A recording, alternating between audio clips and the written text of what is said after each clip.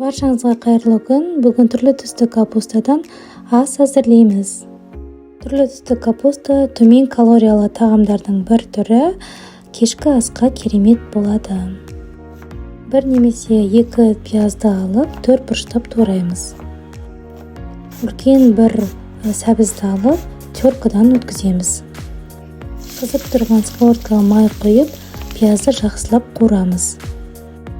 Оның үстіне фарш салып, 2 минут қуырамыз. Фарш менде сиырдікі.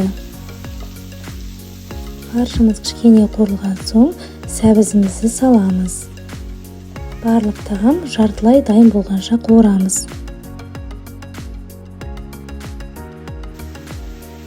Дәміне қарай өзіңізге ұнайтын дәмдеуіштерді қосамыз.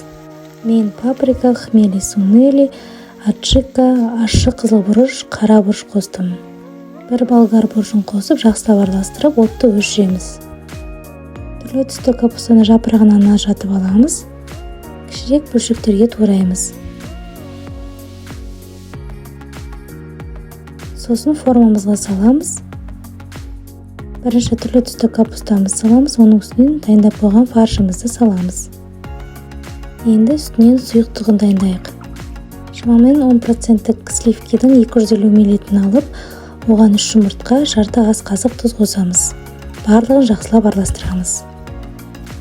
Үстінен кішкене су құямыз.